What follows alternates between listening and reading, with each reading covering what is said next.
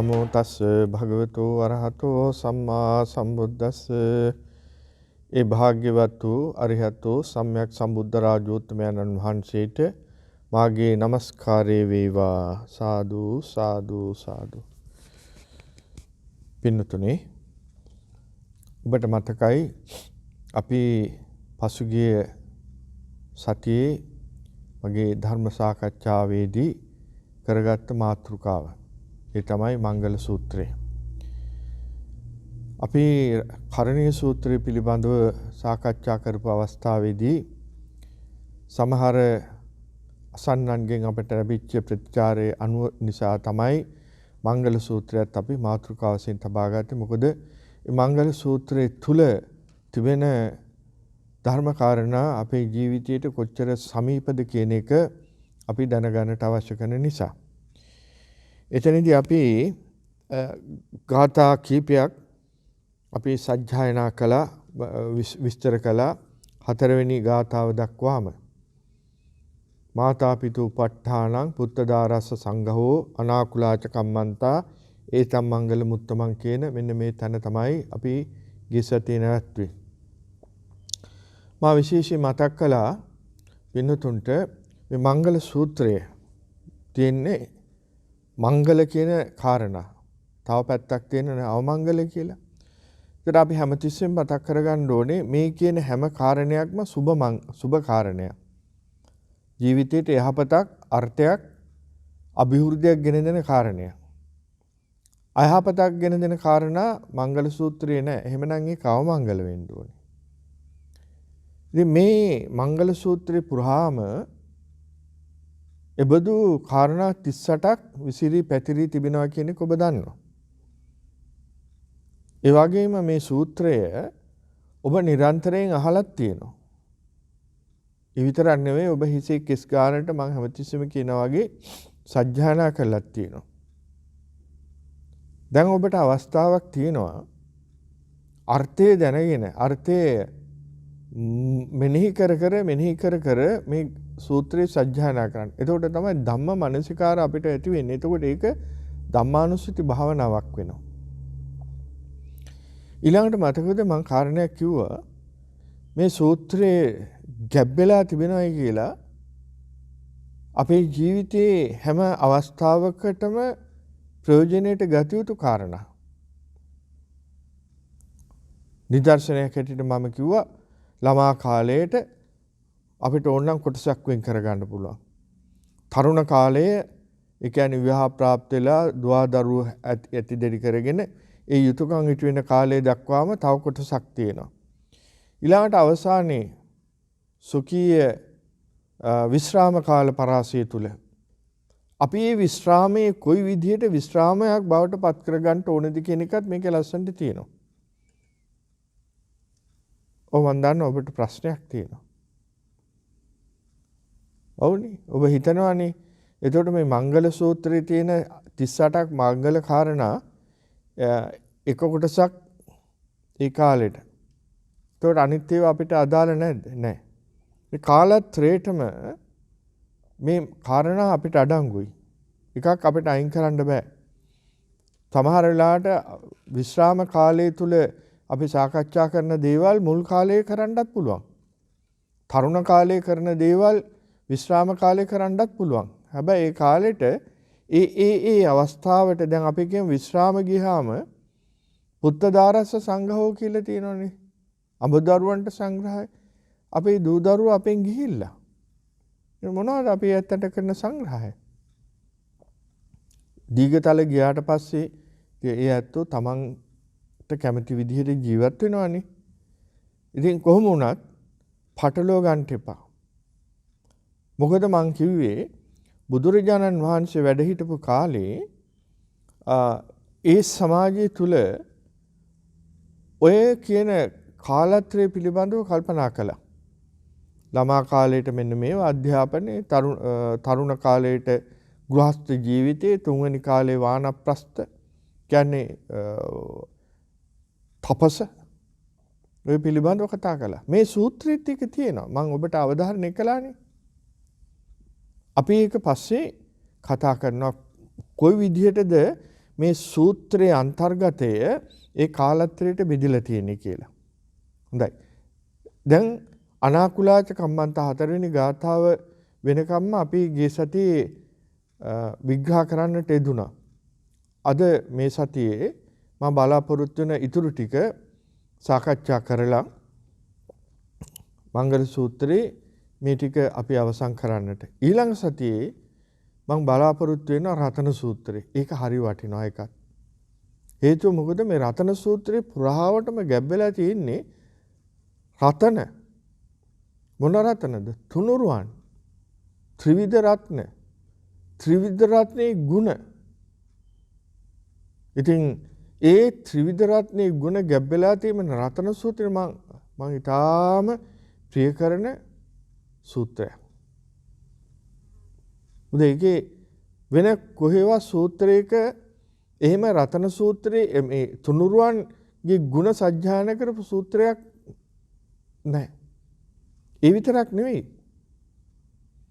ඉදම්පි බුද්ධේ රතනම් පනීතං ඒතේන සච්චේන සුවත්ති හෝතු. සත්‍යක්‍රියාවකුත් කරනවා. මේ රත්න අතරින් ඉදම්පි බුද්ධේ රතනම් පනීතං. ඊටාම ශ්‍රේෂ්ඨ රත්නේ බුද්ධ රත්නේ ඒතේන සච්චේන සුවත්ති හෝතු. මේ සත්‍ය වචනෙන් ඔබට යහපතක් වේවා, සිතක් වේවා, ශාන්තියක්. ඔය විදිහට බුදුගුණ කිය ඒ සත්‍යක්‍රියා කිරීමක් රතන සූත්‍රයේ තියෙන. අපි ඊළඟ සයිට් එක සාකච්ඡා කරමු. අද මේ මංගල සූත්‍රය අපි ඉවර කරගමු. ඉතින් සුපුරුදු විදිහට මම මගේ පාඨමාලාවට මං යන්න ඕනනේ අර බෝඩ් එක ළඟට. අපි එතෙන්ට ගිහිල්ලා අපි සාකච්ඡාව ආරම්භ කරමු.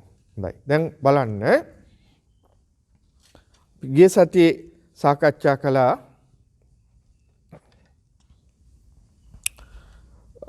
මංගල සූත්‍රයේ කාරණා. මාතා පිතු උපට්ඨානං පුත්ත දාරස්ස සංඝෝ අනාකුලාච කම්මන්තා ඒතම් මංගල මුත්තමං. ඕක මං ආපහු මතක් කරන්න කෙටියෙන්. නැත්තම් මම මේ ටික කියන්නම්කෝ. ඉස්සෙල්ලා අපි කියවනේ පතිරූප දේශ වාසෝච පුබ්බේචකත පුඤ්ඤතා අත්ථ සම්මාපනිදිචේතම් මංගල මුත්තමං බාහු සත්‍යංච සිප්පංච විනයෝච සුසික්කිතෝ සුභාසිතාච ආවාච ඒතම් මංගල මුත්තමං මාතා පිතු උපට්ඨානං පුත්ත දාරස්ස සංඝෝ අනාකුලාච කම්මන්තා ඒතම් මංගල මුත්තමං. ඔතෙන්ට එනකන් මං සරලව ඔයත්තන්ට විග්‍රහ කරන්නට දුනා. අද තියෙන්නේ පස්වෙනි ගාථාව. ඒ පස්වෙනි ගාථාවේ තියෙනවා දානංච ධම්මචර්යාච ඥාතකානංච සංඝෝ කියලා. මම මෙතෙන්ට පටන් ගන්න කලින් මම ඔබට තව පුංචි කාරණයක් මතක් කරන්න. දැන් මේ පළවෙනි කතන්දරේ අසේවනාච බාලාණං ඊළඟට පතිරූප දේශ වාසෝච ඊළඟට බාහු සච්චංච සිප්පංච කියන මෙන්න මේ ගාථා තුන.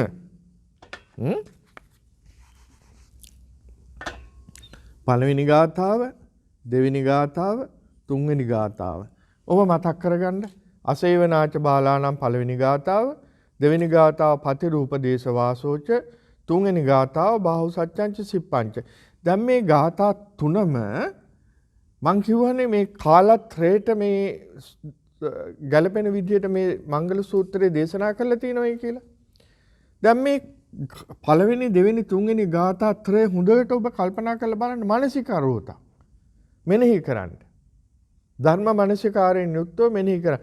කොතෙන්ටද මේ අත්තං උපපරික්කිප්පති අත්තං උපපරික්කිත්තති කියලා කිව්වනේ. සද්ධා ජාත උපසංකමිත උපසංකමිත්තා පෛරුපාසිත පෛරුපාසන්තෝ සෝතං ඕදාති ඔහිත සෝතෝ ධම්මං සුනාති සුත්තං ධම්මා ධාරේති දතානං ධම්මානං අත්තං උපපරික්කති. ඔන්න. දැන් මේ අහලා හිත තියාගත්ත ධර්මයේ පිළිබඳව අත්තං උපපරික්කති අර්ථ පරීක්ෂා කරලා බලනවා. කොතෙන්ටද මේක ගැලපෙන්නේ, කොහොමද මේක කොතෙන්ටද හරියන්නේ, කින්ද මන්ද කියලා හොයලා බලනවා. ඒ වගේ දැන් අපි හොයලා බලනවා. පළවෙනි ගාථාව ඉගෙන ගත්තා, දෙවෙනි ගාථාව ඉගෙන ගත්තා, තුන්වෙනි ගාථාව ඉගෙන ගත්තා. මේක ජීවිතේට වඩාම බලපාන්නේ කොයි කාලෙද? ඔන්න ළමා කාලේ. ළමා කාලය. ඔබ අර පොත පාන අරගෙන මේවා සටහන් කරලා ඔබ පොඩ්ඩක් කල්පනා කරලා බලන්න. පළවෙනි, දෙවෙනි, තුන්වෙනි ගාථාව ඕකේ තියෙන අර්ථ ආපහු කල්පනා කරලා බලන්න ඔබ ලියා ගන්න ඇතිනේ. එහෙම නැත්නම් පිරිත් පොත අරගත්තාම පිරිත් පොතේ තියෙන ඕකේ තේරුම. ඒතර ඔබට හිතා ගන්න පුළුවන්. මේ පළවෙනි එකයි දෙවෙනි එකයි තුන්වෙනි එකේ බොහෝසේ අවධාරණය කරන්නේ ළමා කාලයකට අවශ්‍ය කරන දේවල්. තේරෙනවද? හොඳයි. ඊළඟට අපි එනවා දෙවෙනි කතන්දරයට. ගාථාව පස්වෙනි එක. පස්වෙනි ගාථාවේ තියෙන්නේ මොකද්ද? දානංච ධම්මචර්යාච ඥාතකානංච සංඝෝ අනවජ්ජානි කම්මානි ඒතම් මංගල මුත්තමං. ඔන්න. දැන් ළමා කාලේ ගත වෙලා ඉවරයි. දැන් තරුණ කාලයට අපි එළඹෙනවා. තරුණ කාලය කියලා කියපුවාම ඔබ දැන් අර හතරවෙනි ගාථාවත් දැන් චුට්ටක් මං ආපහු උඩට යන්න ඕනේ. හතරවෙනි ගාථාව ගැන කතා කරනකොට හතරවෙනි ගාථාවේ තියෙනවානේ මාතා පිතු උපට්ඨානං කියලා. මාතා පිතු උපට්ඨානං පුත්ත දාරස්ස සංඝෝ. දැන් මේ මාතා පිතු උපට්ඨානං. එතකොට අපි ටිකක් මැචුවර් වෙලානේ. විවාහ ප්‍රාප්ත වෙලා දරුවෙක් මල්ලෙක් හදාගන්න කාලේ. ඉන්නේ මාතා පිතු උපට්ඨානං. එතකොට අපිට අපි මාතෘත්වයට පත් වෙනකොට ඔබ පිතෘත්වයට පත් වෙනකොට තමයි ඔබගේම මෑණියෝ පිළිබඳව ඔබගේම පියා පිළිබඳව ඔබට පරිපූර්ණ අත්දැකීමක් අවබෝධයක් එන්නේ. ඇයි? ඒ පිතෘත්වයේ පිළිබඳව ඔබ දැන් ලබනවා. මාතෘත්වයේ පිළිබඳව ඔබ දැන් ඒ වේදනාව විඳලා තියෙනවා. දරුවෙක් කුස තියාගෙන වැඩෙන අවස්ථාවේදී දරුවා මේ ලෝකෙට බිහි කරනකොට ඔබ විඳින වේදනාව පිළිබඳව ඒ දරුවා නිසා ඔබ විඳින දුක ඔබ විඳින සතුට ඒ ඔක්කොම සමාතා පිතු උපට්ඨාන. දැන් එහෙනම් ඔබේ යුතුයකම තමයි ඔබේ අම්මා තාත්තා පිළිබඳව හොයලා බලන්න. Attending on the mom and dad කියලා මම ඔබට මතක් කළා. Look after your parents. I always advise our kids to look after their parents when they grow up. Why? Don't send to the aged care centers because they are not expecting that thing from their children. They like to stay with their children until they die. So, please, look after your mom and dad as well. Like you are looking after your husband and a wife or your kids as well. Okay. Mata pitu upattana. Amma තාත්තට සලකනවා. ඊළඟට පුත්තදාර සංඝව ඔන්න අපිට බිරිඳක් ඉන්නවා අපිට දරුවෝ ඉන්නවා අපි ඒගොල්ලොත් බලනවා. ඒගොල්ලොත් බලනක අපි දෙමව්පියෝ ගැනත් හොයනවා. ඊළඟට අනාකුලාච කම්මන්තා. අනාකුලාච කම්මන්තා කියලා කියන්නේ blameless jobs. නොකළ යුතු රාජකාරී නොකළ යුතු වැඩ නොකර යුතු වෙළඳාම් ඒවා කරන්න එපා. ඇයි මට දැන් වගකීමක් තියෙනවානේ. එපා කියපු නීති විරෝධී සමාජයෙන් ගර්හා කරපු සමාජයේ පහත්යයි කතා කරන කටයුතු කරන්න එපා. ඇයි මම දැන් මට අම්මගේ තාත්තට සලකන්න තියෙනවා මගේ බිරිඳක් ඉන්නවා මගේ දරුවෝ ඉන්නවා. ඒ නිසා මම යහපත් ආකාරයෙන් ධම්මිකේන ධම්මලද්දේ ධාර්මිකව යමක් උපේ ගන්න. දරුවන්ට කැලලක්, බිරිඳට කැලලක්, ස්වාමියාට කැලලක්, අම්මා තාත්තට කැලලක් ඇති නොවන විදිහට. ඒක වෙන්න ඕනේ. එතකොට දැන් එතන ඉඳලා ඔන්න පටන් ගන්නවා අපි මේ හතරවෙනි ගාථාව ඉඳලා අපි පටන් ගන්නවා මොකද්ද? වැඩිහිටි කාලේ. ඔන්න දැන් පළවෙනි එක ළමා කාලේ. දැන් ඔන්න අපි අවතීර්ණ වෙනවා මොකටද? වැඩිහිටි කාලයට. කොතන ඉඳලාද? හතරවෙනි ගාථාවේ ඉඳලා මොකද්ද හතරවෙනි ගාථාව? මාතා පිතු උපට්ඨාන. ඕක මං ගිය සතියේ කතා කළා.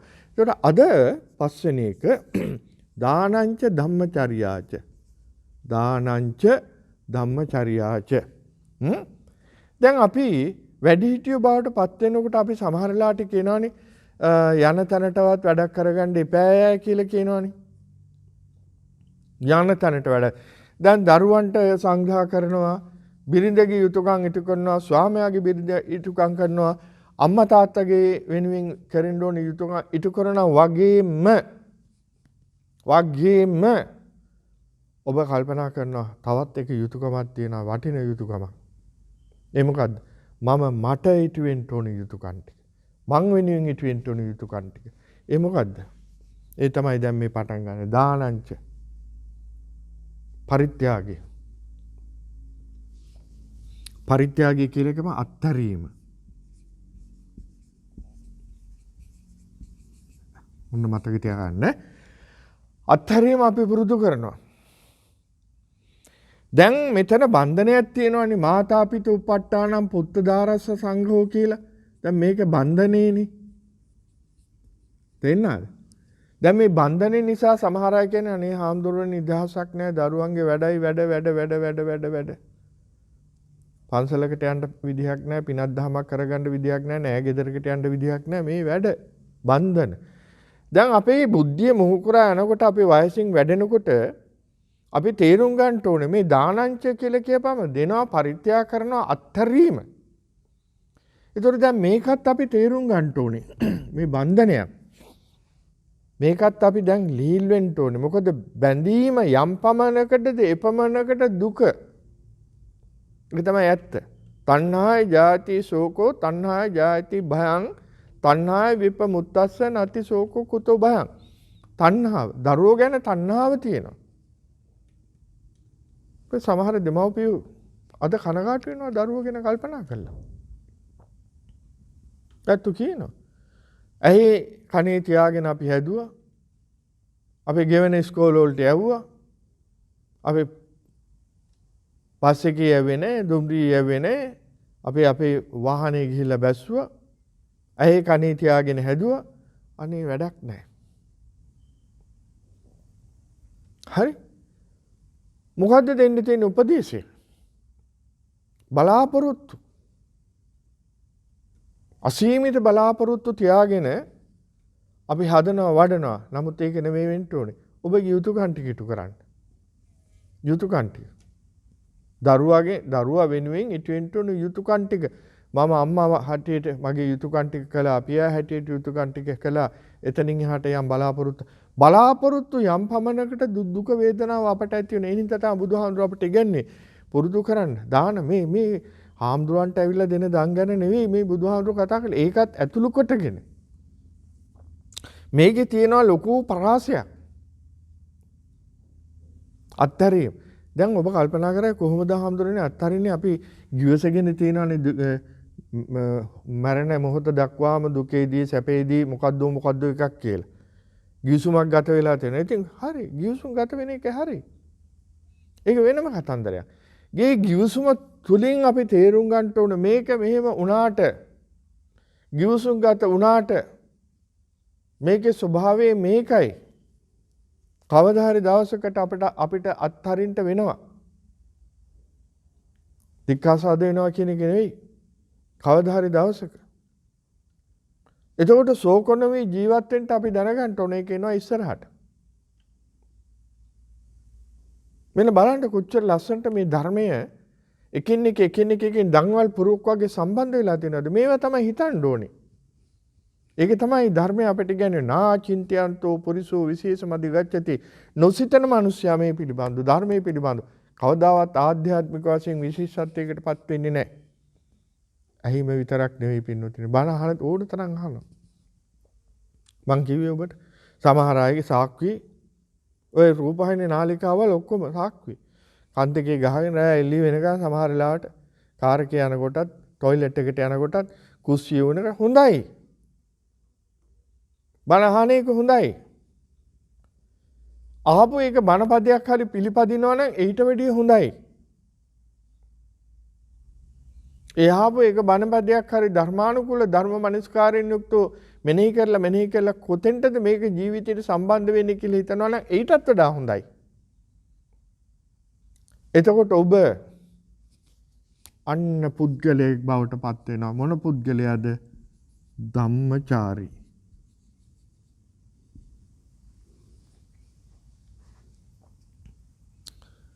දවසක් හාමුදුරුවෝ මට කියනවා ඔයා දන්නවද මට අලුත් නමක් මම දාගත්තා. මම මොකක්ද හාමුදුරනේ?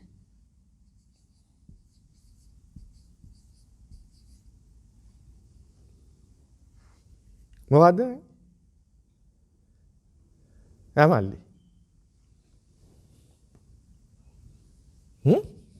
වනච්චර. ඒ හාමුදුරන්ගේ නම මං කිව්වොත් හොඳ නෑනේ අනිත් හාමුදුරුගොල්ලන්ට. ඇහුණාද? අපි කියමු මෙහෙම සන්තින්ද්‍රිය කියලා මමගේ නම දාගන්නම්කෝ. වනචර සන්තින්ද්‍රිය. දැන් ඕක කියනකොට මොකද්ද ඇති වෙන්නේ? ඇමල්ලි. නරක හිතවිලි ගොඩන්නේ. නරක විදියට හැසිරෙන්න. අද අපි කියන්නේ එහෙමනේ. නෑ මේකේ ඇත්ත කතන්දරේ මොකද්ද? වනචර. වනේ හැසිරෙන්නේ යමෙක්ද ඔහු වනචර. අපි කියන්නේ වනචාරී කියලා. හරිනේ? වනචාරී කියලා කිව්වේ වනේ හැසිරෙන්නේ. වනචර වනේ හැසිරෙන අන්න බාණ්ඩ වචනය ඇස්සේ හැංගිලා ඉඳගෙන අදහස් වලට අපි ගල් ගන්නවා. ඔය තමයි වෙන්නේ. දැක්කනේ? අපි කොච්චර වචන ඔස්සේ පැටලිලාද කියලා. දැන් කවුරු හරි කිව්වොත් අපෝ සන්තින්ද්‍රියන් මහා වනචරයි. හා? නේ උන්වහන්සේ ඉන්නේ වනේ. ඒක තමයි මේ කියන්නේ වනචර. එතකොට දැන් ඔබ වර්ධවා තේරුම් ගන්න එපා. ඔබත් නරක වැඩ කරගෙන මමත් වනචර කියලා කියන්න එපා. මම මේ කිව්වේ අර්ථය තේරුම් ගන්න. දැන් මේක කපලා දාමුකෝ. මොකටද මේ නිකන් පටලගන්නේ? මේ වචනේ තියාගන්නකො ධම්මචාරී ධර්මය අනුව ජීවත් වෙන. මම කියවනේ මංගල සූත්‍රයේ දුකද මම කියවනේ කොහෙද නේ මංගල සූත්‍රය කියන්නේ බ්‍රහ්මචාරී වෙනවට වඩා හොඳයි මොනවා වෙනවද කියලා ධම්මචාරී වෙන එක. බ්‍රහ්මචාරී වෙනවට වඩා හොඳ ධම්මචාරී වෙන එක. හොඳයි. එතකොට දානංච ධම්මචර්යාච දානය අපි පුරුදු කරන අත්හැරීම ඊළඟට ධම්මචර්යාච අන්න බලන්න මේ ඉන්නේ. දැන් බලන්නකෝ ආවනේ නිකන් මේ වචනේ. කොහොමද ධම්මචාරී වෙන්නේ? මේ පොඩි වචනයක් අපිට ගොඩාක් තියෙන ධම්මචාරී වෙන්න. අපි පුරුදු කරනවා. ධම්මචාරී ධර්මයට අනුව ජීවත් වෙන්න. හැසිරෙන්නේ. එතකොට ධම්ම අපි වැඩ කරන්නේ කොයි විදිහට ධර්මයට අනුව. අනේ දැන් පැසුණු බුද්ධියනේ. පැසුණු බුද්ධිය. මේ කිස් පැහැන්නේ ඩෝරේටම නෙවෙයි. බුද්ධියත් එක්කම. සමහරුන්ට මේ ලෝකේ බුද්ධියක් නැහැ. හැබැයි කිස්ටම් පැහිලා තියෙනවා. ඒ බුදුහාමුදුරු උගන්වන පොතේ. එතකොට දානංච ධම්මචර්යාච ඥාතකානංච සංඝෝ ඔන්න. ඥාතකානංච සංඝෝ. ඥාතකානංච සංඝෝ කියලා කියන්නේ looking after your relatives. අපේ ඥාතීන් පිළිබඳව හොයලා බලනවා. අද ඔක බොහෝ වෙලාවට අපෙන් ඈත් වෙලා. අපි දන්නෙත් නෑ කවුද නෑයෝ කියලා. අපේ පොඩි කාලේ අපේ අම්මලා කියනවා ළමයිනේ මේ ඔබේ මාමා, මේ ඔබේ නැන්දා, මේ ඔබේ ලොකු තාත්තා, මේ ලොකු අම්මා, මේ සීයා, මේ ආච්චි, මෙයා අපිට අඳුරලා දෙනවා. මේ අය ගෙදරට આવොත් වතුර විදුරක්වත් නොදී යවන්න එපා. මේ අපේ අය. ඥාතකානංච සංඝෝ. නෑන්ට සලකන්න. අපිට නෑයෝ ගොඩක් ඉන්නවා. දැන් අපේ අසල්වාසීන් අපේ ඔක්කොම නෑයෝ. සංග්‍රහ කරන. මේ සිරිත අපි තුල තිබුණා. අනේ පින්නතුනි දැන් නෑ. අවුරුද්ද බලන්න. අප්‍රේල් 14 අපි පොඩි කාලේ අපි ගණන් කරනවා තව දවසයි තව සතියයි කයි මේකයි වෙන මොකටද දන්නවද? දැන් මේ අවුරුද්දට අපි අම්මලා ගෙවල් වල කැවුම් පුච්චනවා කලින් කොකිස් අතිරහ මුං කැවුම් මුං ගුලි ඕවා හදනවා. කිරිබත ලිපේ තියන්නේ නැකතට. අය කිරිබත නැකතට ලිපේ තියලා ඔක්කොම එකතු වෙලා එකට අනුභව කරලා ඊට පස්සේ මොකද කරන්නේ? ඔන්න හොඳම තැන. ඔතෙන්ට තමයි අපි කැමති. කිරිබත් කන්න නෙවෙයි කිරිබත් කනවට වැඩිය මේ අපිට හම්බ වෙන පිඟානක් දෙනනේ. පිඟානකට බෙදෙන කිරිබත් කෑල්ලක්, කොකිස් දෙකක්, කැවුම් දෙකක් ඕවා මේවා බෙදලා කාටද? මේ අල්ලපු ගෙදර නැන්දට, මාමට, සීයට, ආච්චිට මේ ගෙනින් දෙන්න වටේ ඥාතකානංච සංඝෝ. අපි මේවා අරගෙන දුවනවා. ඒ දුවන්නේ ඇයි දන්නවද? ගියාම නිලා පෙට්ටිය, රාතිඤ්ඤා පෙට්ටිය, රුපියල නෑයන්ට සංග්‍රහ කිරීම. දැන් බලන්න ගමේ ගොඩේ අපේ තිබිච්ච මේ චාරිත්‍ර සිරිත් කොච්චර වටිනවද කියලා. මේ අපි තුල බැඳීම් ඇති කරගන්න. දැන් ඔබ කල්පනා කර හාමුදුරුවෝ කියන අත්හරින්න කියලා දැන් කියනවා බැඳීම් ඇති කරගෙන. නෑ මේව අවශ්‍යයි පින්නතුනේ. ඒක තමයි අපේ කම කියලා කියන්නේ. අපේ කම. ඒ නිසා තමයි බුදුහාමුදුරුවෝ ඥාතකාරංච සංඝහු. ඒ කිව්ව විතරක් නෙවෙයිනේ මතකනේ පරිනිර්වාණ සූත්‍රයේදී උන්වහන්සේ පැහැදිලි කරනවා. කිඹුල් වතෙන් හඹාගෙන එන සුළඟත් ආනන්ද මට සැපකි. ඇයි? කිඹුල් වතේ ඉන්නේ කවුද? බුදුහාමරන්ගේ නෑයෝ. උලඟත් මට සැපකි. ඒක ඥාතකාරංච සංඝහු නෙවෙයි.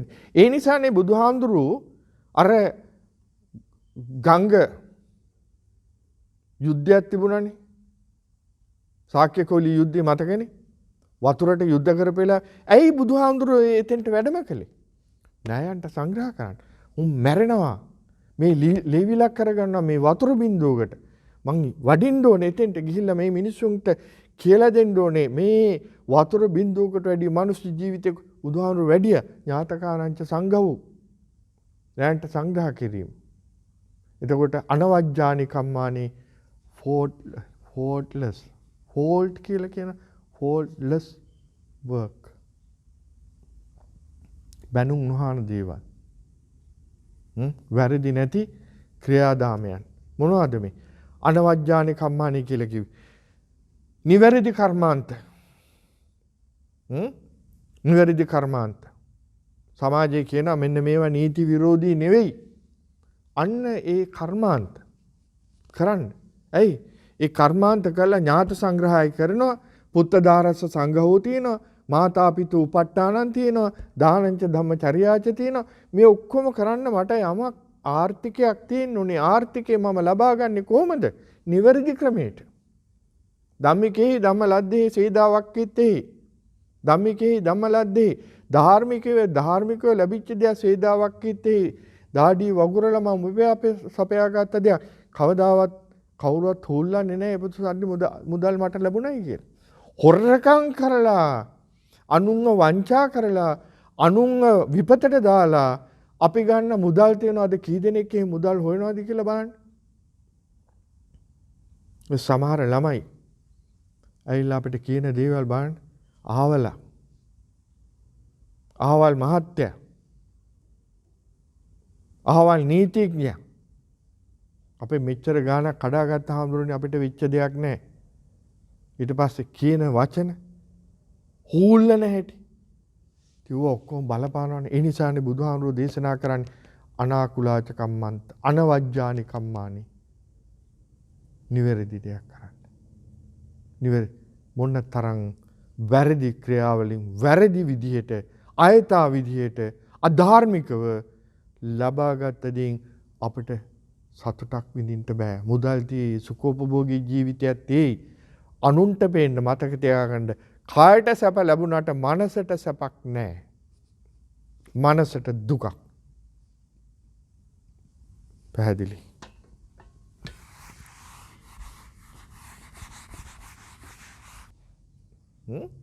ගාරවෝච නිවාතෝච සන්තුට්ඨීච කතඤ්ඤුතා කාලේන ධම්මසවණං ඒතම් මංගල මුත්තමං.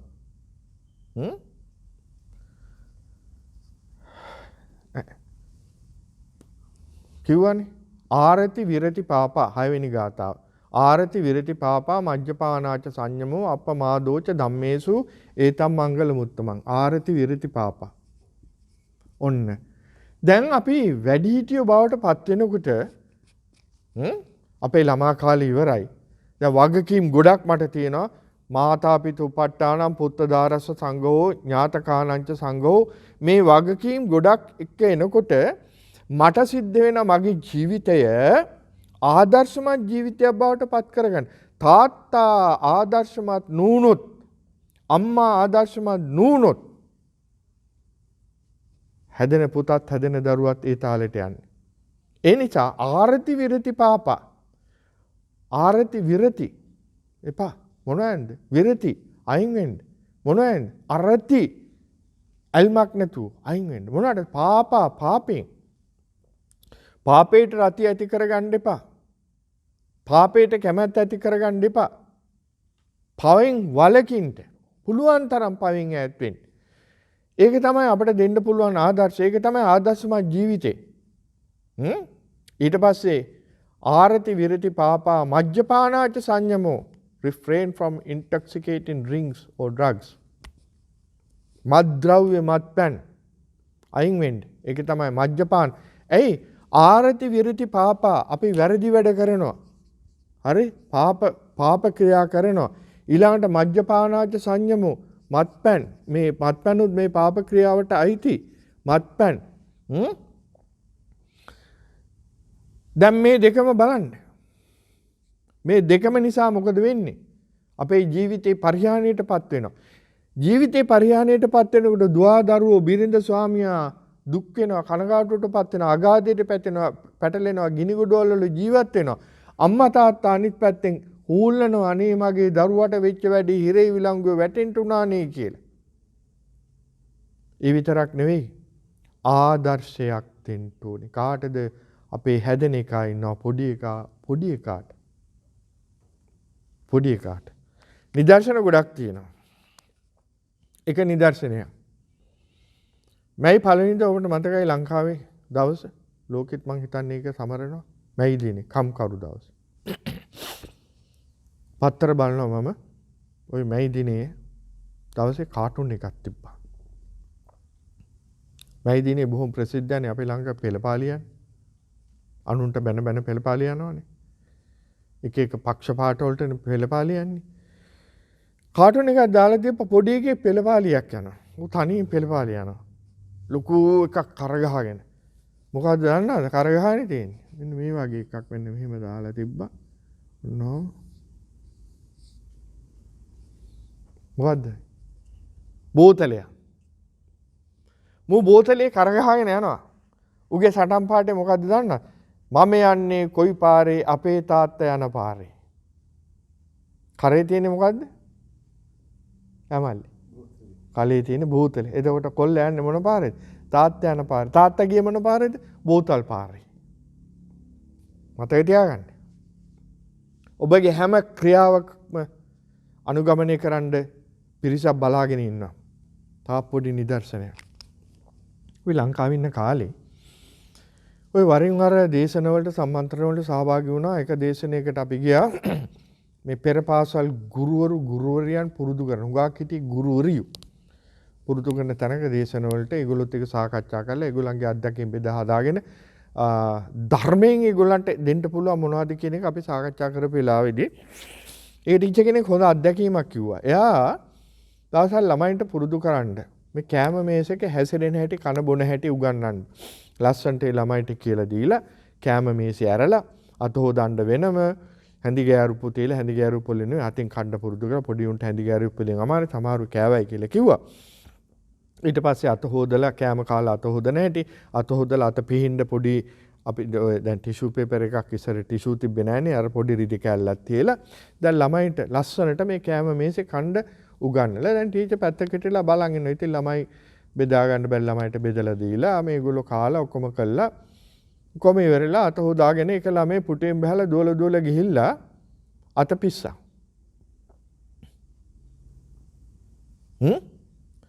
ටීචර් ඇහුවා කතා කරලා පස්සේ පුතේ ඔයා මොකක්ද අර කෙරුවේ? ඇයි දුවල ගිහිල්ලා දොර රෙද්දෙන් අත පිස්සේ? පොඩි එක. අනේ ටීචර් අපේ අම්ම හැමදාම අත පිහින්නේ දොර රෙද්දෙන් කිව්වා. බොරුද ඇත්තද? ඔය දවසේ ඉඳලා බණ වලට ලංකාවේ මං ගෙවල් වලට ගියාම මං හොඳට ඉස්සෙල්ලා බලනවා දොර රෙදි. හරියට හරි.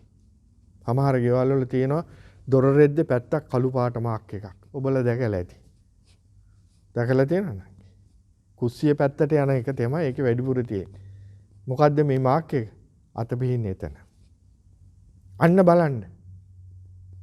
මෙන්න මේවා තමයි අපි නොදකින පැත්ත. අපි නොසිතන පැත්ත. ඒ වුණාට පොඩි උන් ග්‍රහණය කරගන්න පැත්ත. අපේ කතාව, අපේ හැසිරීම, අපේ ඇවතුම් පැවතුම් මේ සියල්ල ග්‍රහණය කරගන්නවා කවුරුවත් නෙමෙයි අපේ එක. ඒ නිසා අපේ එක වැරදි කියලා පිටේ කාට බනින්න එපා. අපේ කාට බනින්න. මහා එකාට. මේ බුදුහාමුදුරු උගන්වපු දේවල්. ආරති විරති පාපා මජ්ජපානාච සංයමෝ අප්පමාදෝච ධම්මේසු. ඔන්න දැන් අපි මේවා වැරදි ක්‍රියාවල් වලින් අපි සියල්ල අත්හැරලා ඈත් වෙලා අපි නැඹුරේනවා ධර්මයට අප්‍රමාදීව. ඇයි අපේ වයස දැන් ගිහිල්ලා ළමා කාලේ ඉවරයි. ඊළඟට දැන් වැඩිහිටි කාල පරාසය දැන් ඉවර වෙගෙන යනවා. විශ්‍රාම කාලේ ඉවර වෙගෙන ඉවරේ. ඒ නිසා යන තැනට වැඩක් කරගන්න අප්පමාදෝච ධම්මේසු. ධර්මයේ පිළිබඳව ධර්මයේ අප්‍රමාද වෙන්න. අප්පමාද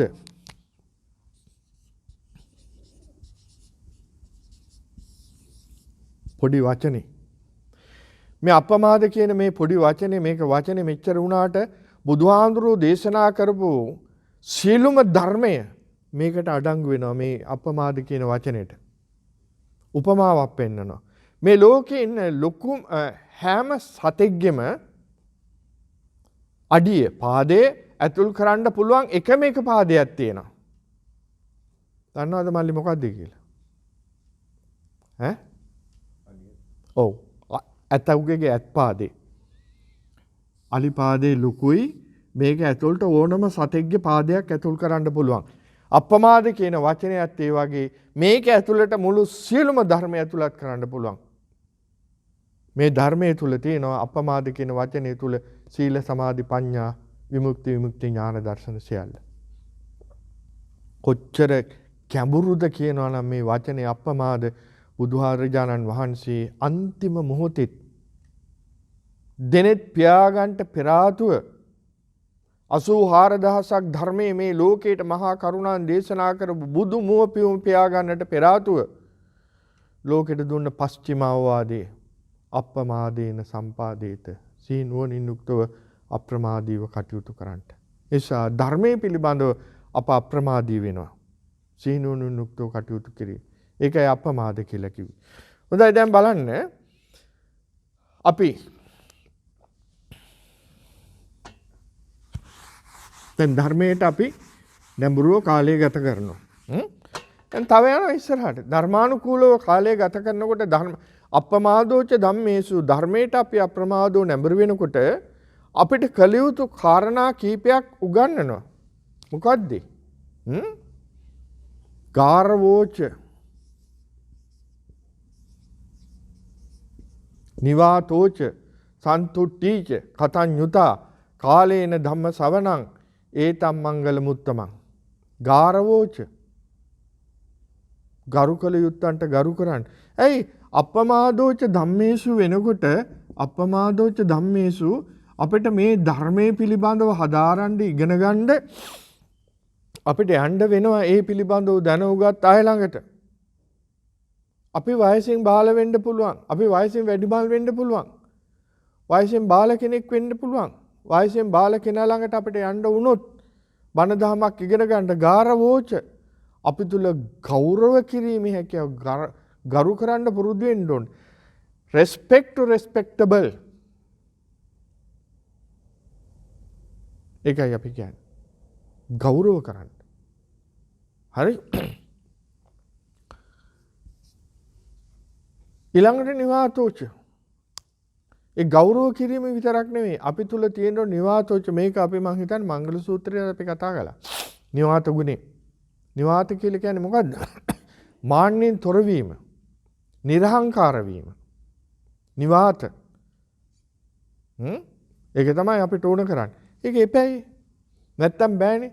දැන් ওই ඉන්දියාවේ ඉස්සර ওই තක්සලා කියලා නගරයක් තිබිලා තියෙනවනේ. මේ තක්සලා නගරේ ඉන්න ආචාර්ය කෙනෙක්. කවුද? දිසාපාමොක් කියලා ආචාර්ය කෙනෙක්. මේ දිසාපාමොක් ආචාර්ය තුමා ළඟට තමයි ඒ දඹදිව හිටපු රාජරාජ මහා මාත්‍ය ලොකු අය VVIP ලොකු අය. අපි වගේ අයට යන්න බෑ. ගිහිල්ලා සිප් 4 හදාරන්නේ. ඔය සිද්ධාර්ථ කුමාරයාත් එතෙන්ට ගියයි කියලා කියනවා දිසාපාමොක් ආචාර්යතුමා ළඟට. ඉගෙන ගත්තයි කියලා කියනවනේ. දැන් ඔය ඒ හදාගත්ත මේ කුටිවල ඒ කියන්නේ අසපුවල මේ දොර මේ බොහොම පොඩි දොරක් තියෙන. බොහොම පොඩි දොරක්. දැන් නම් අඩි 4මාරක 5මාරක විතර දොරක්නේ අපි දාන්නේ. 4මාරනේ 6ක් විතර දොරක් දානවා.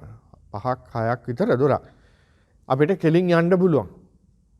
දිසාපාමොක් ආචාර්යතුමාගේ සිප්හලට ඇතුල් වෙන්න එහෙම ලොකු දොරක් නැහැ. අපිට කෙලින් මෙහෙම හිටගෙන යන්න බෑ. නැමිලා යන්න ඕන මෙහෙම ඔළුව නවාගෙන. ඔබ දන්නවද ඇයි කියලා? රාජරාජ මහා මාත්‍යවරුන්ගේ ඔළුව වල මොනවද තියෙන්නේ? එයාගේ දරුවන්ගේ ඔළුව වල තියෙන මාන්නේ.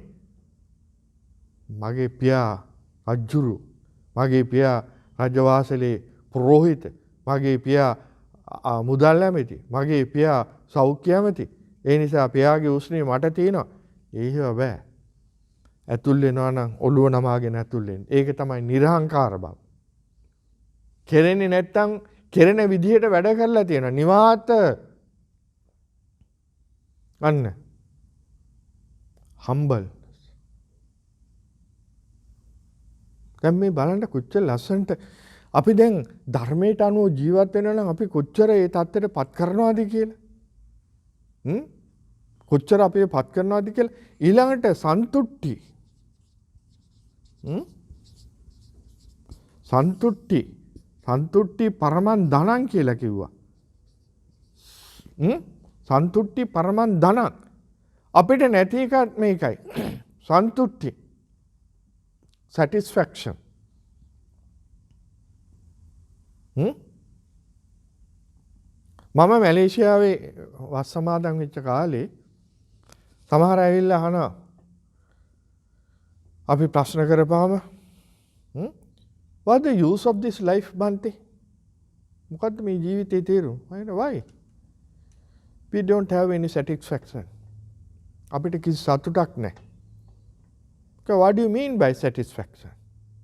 How do you gain satisfaction? කොහොමද ඔබ සතුට ලබන්නේ? Oh, one thing we can gain satisfaction is you have money. Money is everything. Can you buy anything from money, out of money? Yes, why not? If you have money, you can buy anything. Okay, right. මගේ මම මෙහින් ගිය කෙනා නිසා මගේ ළඟ dollar තිබුණා. Australian dollar. Dollar 50ක් අරගෙන ගිහිල්ලා අර මනුස්සයට okay, right. You want to gain satisfaction? No? Take this $150.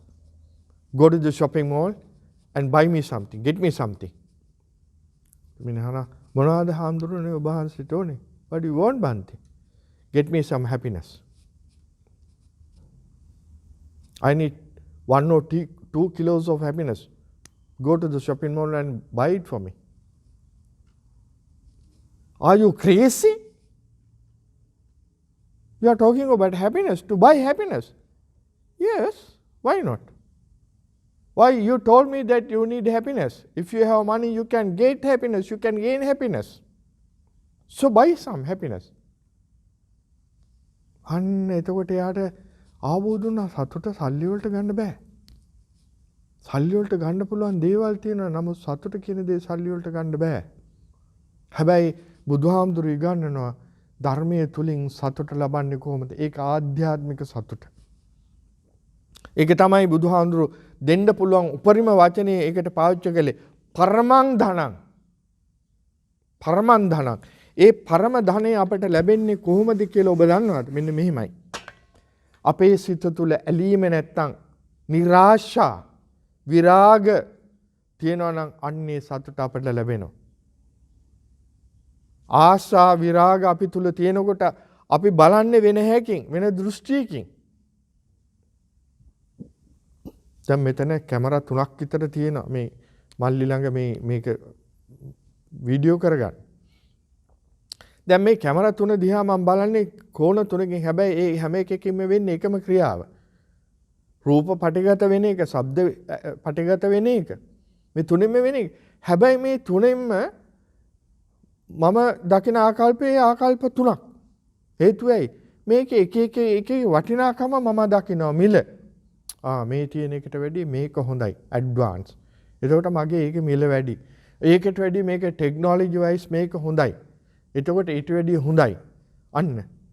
දැන් මේ හැම එකකින්ම වෙන්නේ රූප පටිගත කිරීම සහ ශබ්දය ඇතුළත් කර ගැනීම, පින්තූර ගැනීමයි කියලා මට නිගමනයකට බහින්න පුළුවන් නම් මේ තුනම එකයි මට. එහෙම නැහැනේ. වටිනාකමක් නියම වෙච්ච තැන ප්‍රශ්නයක් අපිට තියෙනවා. හැබැයි අපි තේරුම් ගන්න ඕනේ මොන වටිනාකම මේකට නියම කරගත්තත් මේකේ ස්වභාවය මේකයි කියලා. එතකොට සන්තුට්ටි අපේ සිතේ සතුට කොහෙද තියෙන්නේ? කොහෙවත් නෙමෙයි. ඒක තියෙන්නේ Taman තුල. කොහොමද ඒ සතුට ලබන්න පුළුවන්? satisfaction අපිට ඒ ලැබෙන දෙයින් සෑහීමටපත් වෙන්න පුළුවන් නම් if you can satisfy what you get and satisfaction is there. තව පස්සෙන් අපි හඹාගෙන දුවන්න ඕනේ නැහැ. හැබැයි අපිට ඒක සතුටපත් වෙන්න බෑ. අද බලන්න අපි ඩිමාන්ඩ් කරනවා. මේ පොඩි ළමයි මම දැකලා තියෙනවා. පන්සලට ඇවිල්ලා ඩිමාන්ඩ් කරන හැටි. I need that, I want that, I want that, I want that. කකුල් දෙක පොලේ ගහගෙන කන් දෙකට ගහගෙන ඔළුවට ගහගෙන ඩිමාන්ඩ් කරන හැටි. පොඩි උන් අරන් දෙනවා.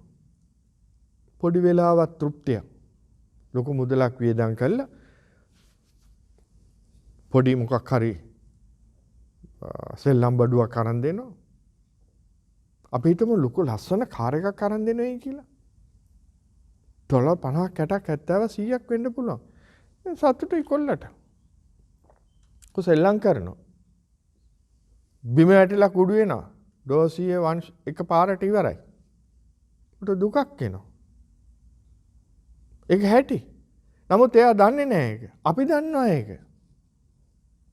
අපි දන්නවා ඒක. එතකොට අපිට ලැබිච්ච දෙයින් සතුටටපත් වෙන්න පුළුවන්කමක් තියෙනවා නම් මේ ලෝකේ කොච්චර සුන්දර වෙයිද? ඇයි මිනිමරා ගන්න? එයා අනුන්ගේ දොරකම් කරන්නේ. එයා අනුන්ගේ දෙට ඊර්ෂ්‍යා කරන්නේ. එයා අනුන්ගේ දිනුවට අකුල් හෙලන්නේ. ඇයි කවත් කෙනෙක්ගේ කවුල්තකින් අදින්න හදන්නේ? ඔබට සතුටටපත් වෙන්න බැරිකම. හරි. ඊළඟට කතඤ්ඤෝ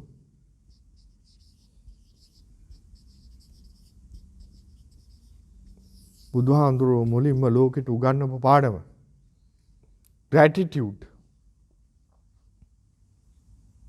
gratitude. මේක අපිට නැහැනේ. අද අපිට උදව් කරපු කෙනෙක් උදව් ලබනකම් හොඳයි ඉනිමගක් හදලා දෙන උඩට යන්න.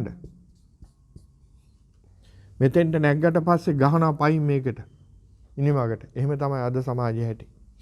මතක නැහැ. ඔය අපේ රටේ නෙමෙයි ලෝකෙ කොහෙත් එහෙමනේ. ඔය ඉල්ලනකම් පුටුවට එනකම් අර රාජ උස්නේ තියෙන පුටු තියෙනවනේ. ඔය රාජ උස්නේ තියෙන පුටුවට එනකම් මිනිසුන් නොදෙන දෙයක් නැහැනේ මිනිසුන්ට. ඊට පස්සේ පුටුව ලැබුණාට පස්සේ මතක නැහැ. මොන gratitude. අඳුරනවද මාව? තමසේ කවුද? දැක්කෙත් අද නෙවෙයි. උතම ඇත්ත. බුදුහාමුදුරුවෝ ලෝකෙට ඉගන්වන පළවෙනි පාඩමක්. ඔබට උදව් කරපු අචේතනික වෙන්න පුළුවන් සචේතනික වෙන්න පුළුවන් ඔබ ප්‍රත්‍යුපකාර කරන්න. කතඤ්ඤු කත වේදී පුද්ගලෝ දුර්ලභෝ ලෝකස්මින්. අන්න ඒ බුදු පුද්ගලයෝ මේ ලෝකේ දුර්ලභයි. ඒ පාඩම දෙන්න ඕන නිසා බුදුරජාණන් වහන්සේ කලේ මොකද්ද? තමන් වහන්සේට බුද්ධත්වයට අවබෝධ කරගෙන උපනිශ්‍රේ වෙච්ච බෝධියට උන්වහන්සේ යම් කිසි කෘතවේදයක් කෘතඥතාවයක් පුද කළා. නිහඬව. ඔබ දන්නවා එතන සතියක් උන්වහන්සේ වැඩ හිටියයි කියලා. නිහඬව. ඒ කෘතඥතාවය පුරුදු උගන්වා ලෝකෙට ඔබට උදව් කරපු අයට ප්‍රත්‍යුපකාර කරන්න. දෙන්න මහ දෙයක් නැත්තම් වචනකින්වත් උදව් කරන්න. යම් කිසි ශ්‍රමයෙන් උදව් කරන්න. ඒවා අපි කියලා දෙන්න ඕනේ. ළමයින්ට එතකොට පුරුදු වෙනවා. වැඩිහිටියෝ අපි කරන්න ඕනේ. අයියම් මෙයාට හිම කරන්නේ. නෑ පුතේ මට උදව් උපකාර කරලා තියෙනවා. මටත් එයා උදව් කරලා තියෙන හිතා මම ඒව කරන්න ඕනේ. එහෙම නැත්නම් අපි තනියෙන් මේ ලෝකේ ජීවත් වෙන්න උත්සාහ කරනවාද වෙලා තියෙන එක? Who cares? My car, my petrol, I can do whatever I want. They are not thinking about others. They don't want to help other people. Sad. හරි. ඊළඟට කතඤ්ඤුතා. ඊළඟට එනවා කාලේන ධම්ම ශ්‍රවණං. අන්න.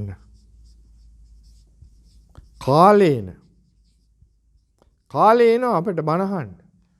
හැබැයි බණහන්න කාලයක් නැහැ ඕන වෙලාවක බණහන්න පුළුවන්. හැබැයි සමහර වෙලාවට ඒ අවස්ථාව තියෙනවනේ දැන් හැමතිස්සෙම බණක් නැහැනේ දැන් පන්සලේ අවස 4ට කාලේන ධම්ම ශ්‍රවණං අපි ඒකට යනවා. ඒ යන්නේ නිකන් නෙවෙයි. පේ වෙලා යන්නේ සුදුස්සෙක් වෙලා යන්නේ. ආවට ගියාට යන්නේ නැහැ. ගෞරවණීය හැඟීමෙන් අපි ඒකට යන්නේ. කාලය වෙලාව. ඒකයි කාලේන ධම්ම ශ්‍රවණං.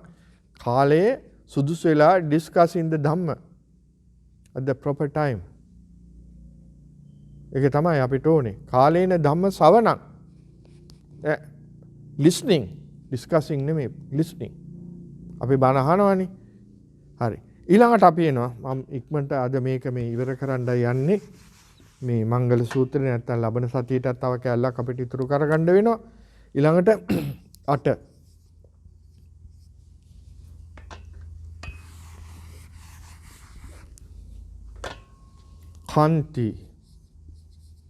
කන්තිච සෝවචස්සතා සමනානංච දස්සනං කාලේන ධම්ම සාකච්ඡා ඒතම් මංගල මුත්තම.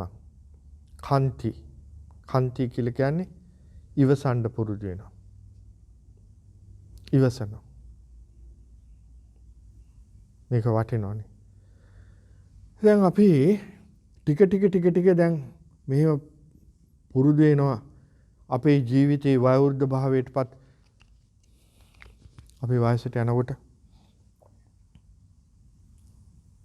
සමහර විට අපිට හුඟක් ඉවසන්න වෙනවා.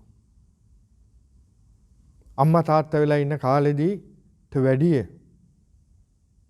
සීයාච්චි වෙනකොට කයෙන් දුර්වලයි මනසින් දුර්වලයි අපිට යැපෙන්න සිද්ධ වෙන අනිත් හැංගෙන්. We have to depend on others. Our grandchildren. ප්‍රශ්නය.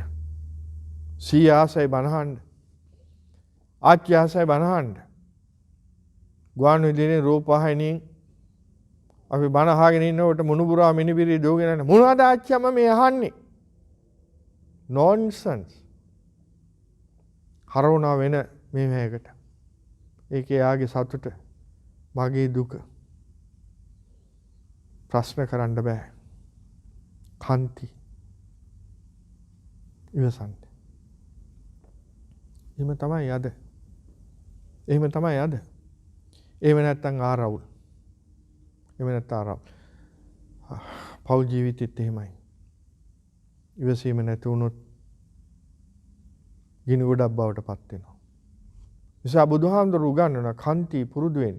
මේක සමාජ ජීවිතේ ගෘහස්ත ජීවිතේ පමණ නෙවෙයි පැවිදි ජීවිතයටත් මේක හරි වටිනවා. ඉවසීම. ඉතින් මම මේ ඉක්මනට මේ ටික කියාගෙන විග්‍රහ කරගෙන යන්නේ අපිට මේ ටික අවශ්‍ය කරන නිසා.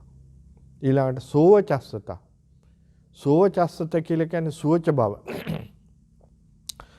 මොකද්ද මේ සුවච භවය කියලා කියන්නේ? කීකරුනේ. සුවච කියලා කියන්නේ කීකරු. අපි කීකරු වෙන්න ඕනේ. මොකද්ද? දැන් ඉස්සර නම් මට ඕන වෙලාවට මට පුළුවන් ඕන දෙයක් බෙදා හදාගෙන කන්න, ඕන වෙලාවට කන්න, ඕන වෙලාව ගමනක් යන්න, ඕන දෙයක් කරන්න මට ඇඟපතේ හයිය තිබුණා. මට ශක්තිය තිබ්බා. අතේ මිල මුදල් තිබ්බා. හැම දෙයක්ම තිබ්බා. වයෝවෘද්ධ භාවයට යනකොට ඔක්කොම ටික ගිලිහිගෙන ගිහිල්ලා දුර්වල තත්ත්වයටපත් වෙනවා. කායික දුර්වලේ, මානසික දුර්වලේ, ආර්ථික දුර්වලේ හැම දෙයක්ම දුර්වල වෙගෙන යනකොට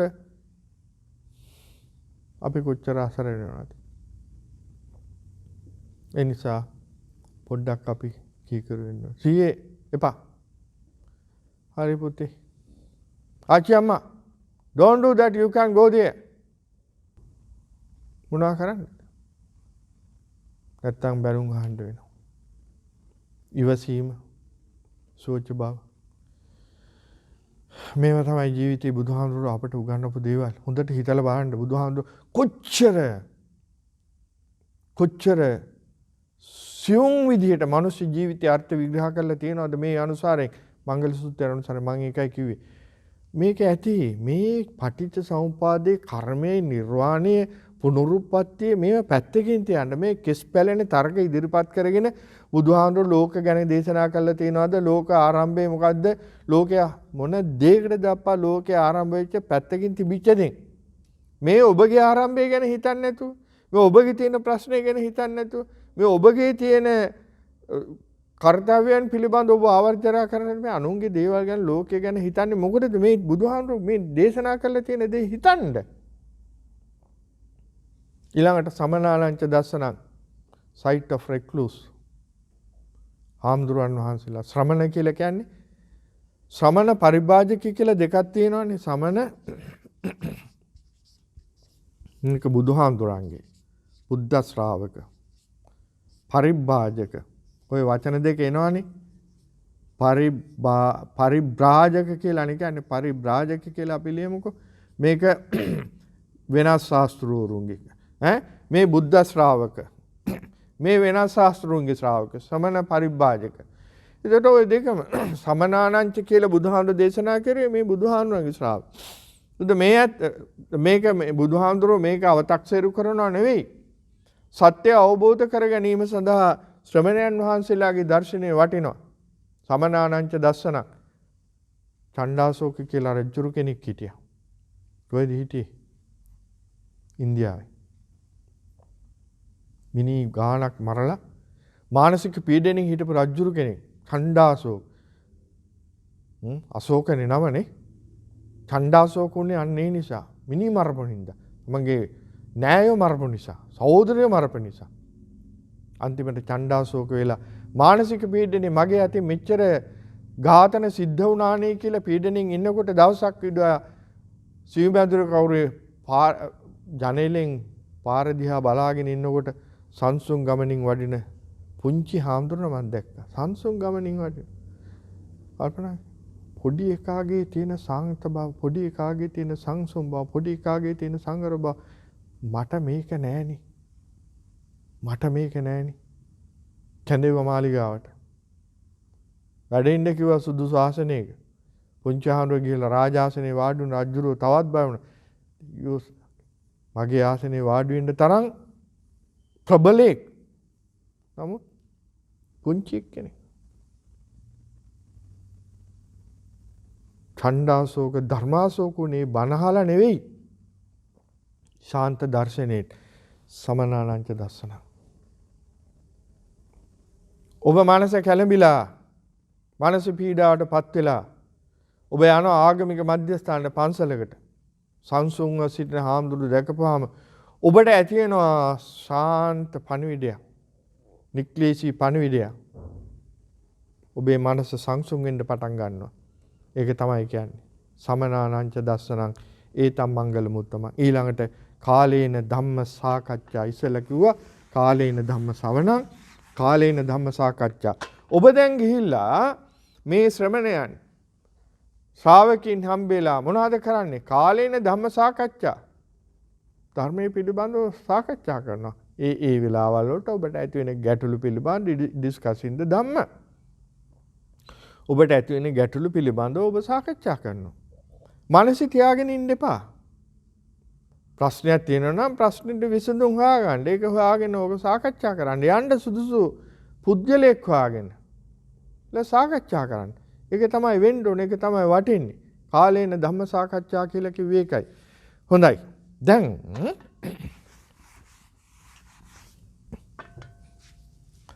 අපිට තියෙනවා 4 5 6 7.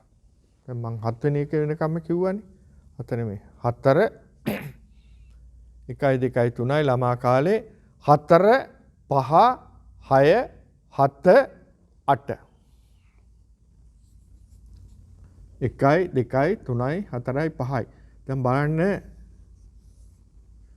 තලස්තෑනි වෙනකොට මැචුව වෙනකොට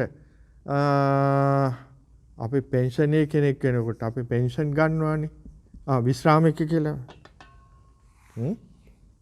අපි කියමු විශ්‍රාමික කියලා. විශ්‍රාමික කියලා කියන්නේ මෙතන ඉඳලා අපි ඒකට ලෑස්ති වෙනවා. දැන් මම මේ මෙතන පටන් ගත්තේ 4 වෙනි එක මතකනේ උඩ පටන් ගත්තේ මාතාපිතු උපට්ඨානන්නේ. එතන ඉඳලා අපි ලෑස්ති වෙනවා අපේ ජීවිතේ මේ උඩට යනවා නෙමෙයි දැන් එනවා ටික ටික පහළට. එතකොට 4 වෙනි ගාථා 5 6 7 මේ සියලු මේවා ඇති වෙන්නේ මැදි වයසට. ළමා කාලේ කිව්වා. ඔන්න දැන් ඒ කියනවා මැදි වයස. මැදි වයසේ කියලා කියන්නේ විවාහ ප්‍රාප්තියේ ඉඳලා විශ්‍රාම ජීවිතයේ වෙනකම්. දැන් විශ්‍රාමයි. කාලේන ධම්ම ශ්‍රවණං කාලේන ධම්ම සාකච්ඡා දැන් කියනවනේ යන තැනකට වැඩ කරගන්න ඕනේ කියලා. ඔන්න දැන් දොර ඇරිලා තියෙනවා. ඊට පස්සේ මොකද වෙන්නේ? 9 වෙනි එක. ගාථාවේ 9 වෙනි එකේ තියෙන තපෝච්ච බ්‍රහ්මචර්යංච අරිය සත්‍යාන දස්සන නිබ්බාන සච්ච කිරියාච ඒතම් මංගල මුත්තමං. තපෝච්ච තපස ascetic life, giving up all the worldly pleasures. අපි ඔන්න අවතීර්ණ වෙනවා වානප්‍රස්ථ ජීවිතයට.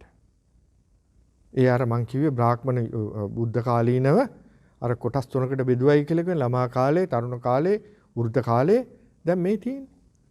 අන්තිම කාල පරාසයේ අපි සියල්ලන් ඇත්තරලා තපස ජීවිතයක් ගත කරනවා. අපිට පුළුවන් ඒ ගත කර. දුවදරුවන්ගේ යුතුයකම් ඉටු වෙලා, බිරිඳගේ යුතුයකම් ඉටු කරලා, භාර්යාවගේ යුතුයකම් ඉටු කරලා, ඥාතින් වෙනුවෙන් කරන්න ඕන යුතුයකම් ඉටු කරලා, මොනවාද යතුරු කැරලි නේ ගහ ගන්නොත් ඒවත් ළමාලා පැටින්ට දීලා එමෙන්න නං නේද? අපේ තියෙන දේවල් තියෙනවා නම් ඒවත් බෙදා හදත් මේකට මේ ඇස් දෙක පිය වෙනකම් ඉන්න ඕනේ නෑ. තමන්ගේ යුතුයකම් ටික ඉටු කරුවාට පස්සේ ඒවා දෙන්න දීලා හිතින් නිදහස් වෙන්න. හිතින් නිදහස් වෙන්න. එහෙම නැති වුණොත් ළමා ලපටෙන් ඒත් දෙමව්පියන්ට සාප කරනවා. මෙච්චර වෙලත් වෙවුල ඉඳලත් මේ මිනිස්සයා තාම ලෝභකම තාම ගේලිුවේ නැහැ අර කෙලිුවේ නැහැ කිව්වේ අපිට කියනවා ඇහෙනවනේ. මොකටද? ඒවා කරන්න නිදහස් වෙන්න හිතින්. තපෝච තපස ඊළාට බ්‍රහ්මචර්යංච. අන්න අර ඉස්සෙල්ලා කිව්වනේ බ්‍රහ්මචාරි තේන්නාද? බ්‍රහ්මචර්යංච. අපි අයින් වෙන ගෘහස්ත ජීවිතෙන්. ඈත් වෙලා බ්‍රහ්මචාරී ජීවිතයක් ගත කරනවා. අරිය සත්‍යාන දස්සනං. එසේ තාපසෙක් ශ්‍රමණේක් හරි වෙලා බ්‍රහ්මචාරී ජීවිතයක් ගත කරන ගමන් අපි මොනවද කරන්නේ? තපෝච බ්‍රහ්මචර්යංච අරිය සත්‍යාන දස්සනං. ආර්ය සත්‍ය. අරිය සත්‍යාන දස්සනං. seek the noble truth.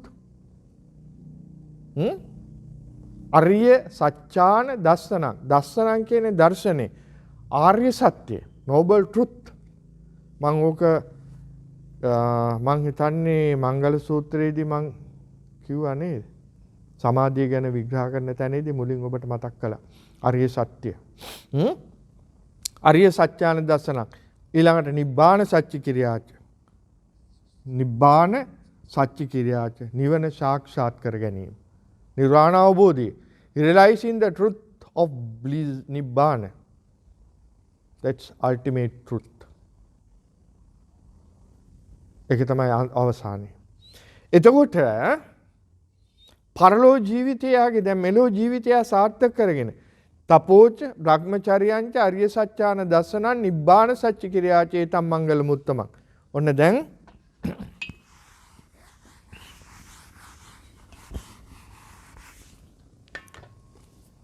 ළමයිනි ගාතාව ළමා කාලේ මේක වෘද්ධ කාලේ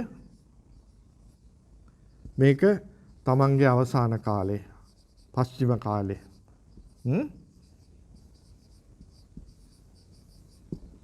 පස්චිම කාලේ අනේ කොච්චර ලස්සන බුදුහාමුදුරුවෝ මේ විග්‍රහ කරලා තියෙනවද කියලා අපි මේව ගැන හිතන්නේ නැත්තේ. දැන් ඔබට හිතන්න යමක් තියෙනවා. අපේ මුල්ම මාතෘකාව හිතන්න යමක්. මනසට ආහාරයක්. food for the thoughts. මනසට ආහාරයක් හිතන්න. දැන් අපි නිබ්බාන සත්‍ය කිරියයි නිවන සාක්ෂාත් කරගත්තානේ. එතකොට මොකටද? අන්න එනවා 10 වෙනි එක. ප්‍රතිඵලේ. පුට්ටස්ස ලෝක ධම්මේහි චිත්තං යසන කම්පති අශෝකං විරජං කේමං ඒතම් මංගල මුත්තමං. ඔන්න ප්‍රතිඵලේ. The results of, if you realize the nibbana, what will happen to you? පුට්ටස්ස ලෝක ධම්මේහි චිත්තං යසන කම්පති. එතකොට මේ ලෝක ධර්මතාවයන් පිළිබඳව when affected by worldly conditions, if one's mind does not tremble, that is free from sorrow, free from taint, safe from Mara's trap. That means defilements. පුට්ටස්ස ලෝක ධම්මෙහි ලෝක ධර්මතාවයන් තියෙනවා 8ක්. අෂ්ට ලෝක ධර්ම. අටලෝ දහම් කියලා අපි ලියමුකෝ.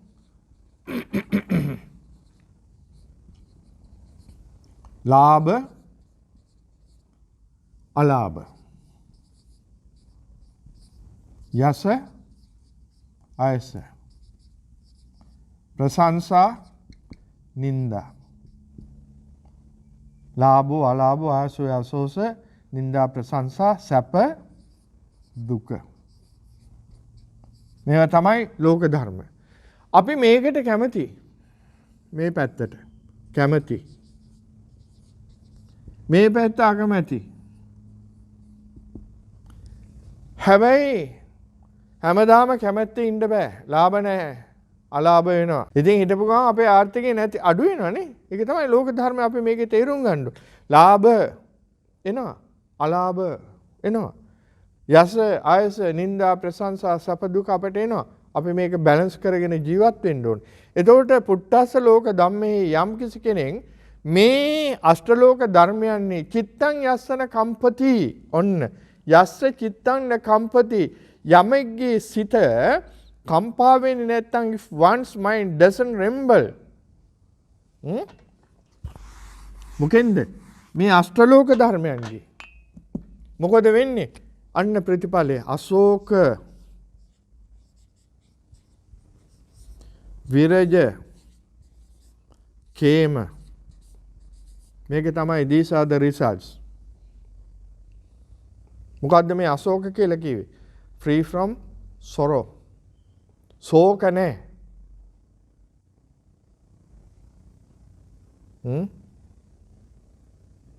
ශෝක නැහැ. ඇයි? ශෝක කරන්න වැරද්දක් කළා නැහැනේ. ශෝක වෙන්නේ වැරදි කළා නන්නේ. දැන් මේ தත්ත්වයටපත් වෙලා අෂ්ටලෝක ධර්මයන්ගේ යා තේරුම් අරගෙන මේ අවසානයේ අර කිව්වනේ මොකද්ද ගාථා? තපෝජ්ජ බ්‍රහ්මචර්යයන් චාරිය සත්‍යන දසන නිබ්බාන සත්‍ය ක්‍රියා චේතම් මංගල මුත්තමන් කියලා මේ ටික අපි එහෙම තේරුම් අරගෙන ඊට පස්සේ අරෝක මට ශෝක කරන්න දෙයක් මොකටද ශෝක කරන්නේ? ඇලෙන්නේ නැත්තම්. ඊළඟට විරජං රජ්ජං free from taint. අපි ඒකට කියන කෙලෙස්. ඊළඟට කේමං අශෝක නැත්තම් ඇලෙන්න තැනක් නැත්තම් අන්න එතන ക്ഷേම භූමිය. අබේ භූමිය. Free, we are safe. Safe from what? Safe from Mara's trap. Trap කියන්නේ උගුල. අපිට ക്ഷേම වෙලා නැහැ අද. අබේ නැහැ අපිට. බලාගෙන ඉන්නවා තොණ්ඩුව දාන්න. කවුද මාරයා? මාරයාගේ තොණ්ඩුවට අපි යහුවෙලා, උගුලට අපි යහුවෙලා. මොනවද ඒ උගුල මොනවද තොණ්ඩුව? කෙලෙස්. කෙලෙස්. දැන් නිවන් සාක්ෂාත් කරගත්ත පුද්ගලයාගේ සිත තුළ කෙලෙස් නැත්තම් එයා ക്ഷേම. අභය නිර්භයව ජීවත් වෙන මට බය වෙන්න දෙයක් නැහැ. සමහරත් කියන්නේ මම මැරෙන්න බය නැහැ. චණ්ඩිකමට නෙවෙයි සිතේ සතුටක් තියෙනවා. දැන් පැහැදිලිව පේනවා නිවන් අවබෝධ කරගත්ත පුද්ගලයාගේ මානසික ස්වභාවය මොකක්ද කියන එක. එහෙනම් මංගල සූත්‍රයේ අපි ඉගෙනගෙන තියෙන කාරණා හොඳට තේරුම් අරගෙන අපි මේ අනුව අපේ ජීවිතේ මංගලයක් බවට පත් කරගන්න අපි උත්සාහ කරන්න. මේක තමයි අපිට උමනා කරන්නේ. අපි මං ඉස්සෙල්ලා කිව්වා වගේ අපි කොච්චර හිසේ කෙස් ගානට මංගල සූත්‍රයේ සජ්ජායනා කරලා ඇති කියවලා ඇති තේරුමක් නැතුව කරන්න දෙයක් නැහැ.